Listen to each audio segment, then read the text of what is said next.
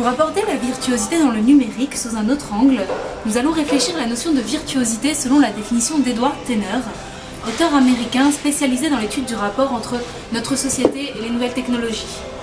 Dans son livre Nos propres objets, il explique que la technologie consiste en des structures, des dispositifs et des systèmes que nous utilisons. Il définit la virtuosité comme notre capacité à jouer d'un système technique selon nos besoins et leur expressivité. C'est notre habileté à utiliser la technologie pour nous donner des super pouvoirs pour mieux nous exprimer. Cette définition est très intéressante, car elle exprime les notions qui caractérisent selon lui la virtuosité. On retiendra les points suivants. La capacité à utiliser un objet technique dans toute sa complexité et en ce faisant développer nos aptitudes naturelles à faire quelque chose.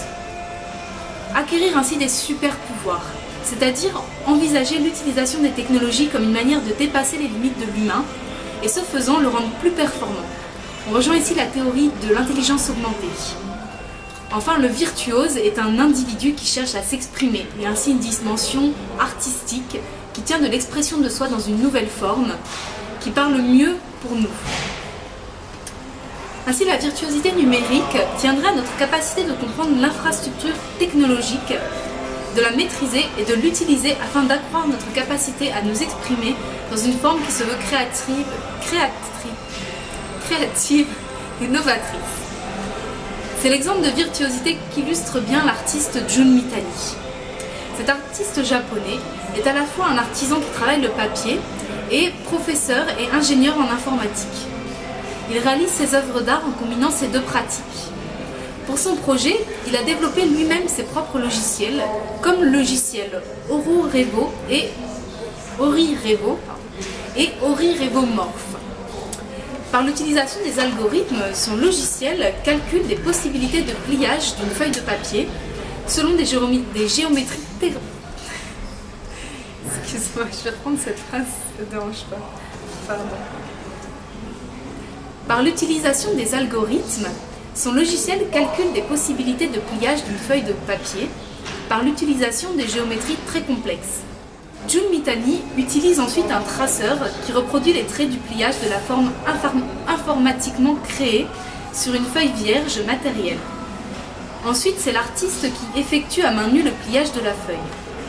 Le résultat est impressionnant. Par cette utilisation de la technique, Jun Mitani a développé les possibilités de l'art de l'origami qu'il trouvait trop limitées. Il a rendu parallèlement bien plus performante sa maîtrise de l'origami. C'est cette performance développée que défendent les théoriciens de l'intelligence augmentée. On considère ici la technologie non pas comme un instrument qui nous démunit, qui fait perdre à l'homme ses capacités naturelles par une surassistance de ses besoins, mais au contraire, on prouve ici que les nouvelles technologies ne diminuent pas l'homme, encore moins qu'elles le remplacent.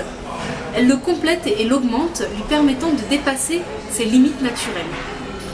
Si on suit la définition d'Edward Tenner et que l'on s'inspire du travail de Jun Mitani, on peut donc envisager l'existence d'une virtuosité numérique qui ne serait pas ici uniquement question de l'expression de soi avec talent ou d'une grande compétence, mais bien d'un super pouvoir acquis à la maîtrise de deux capacités.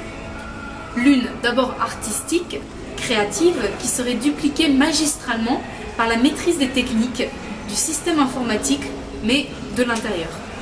C'est cette compétence à réaliser l'irréalisable, ce que l'homme seul ne pourrait même imaginer, grâce à l'utilisation d'algorithmes qui permettent de coder numériquement ce que l'homme doit effectuer manuellement. Nous parlons de virtuosité numérique.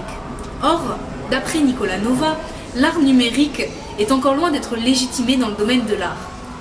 Nicolas Nova, professeur de design à la Haute École d'Art de Design à Genève, spécialiste de l'utilisation des algorithmes dans la création d'œuvres d'art, le reconnaît.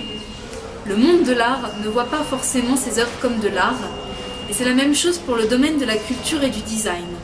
La technique est encore perçue comme un domaine de technicien, externe au domaine de la culture. Donc finalement, peut-on considérer que la virtuosité existe dans la maîtrise de la complexe boîte noire des outils numériques ?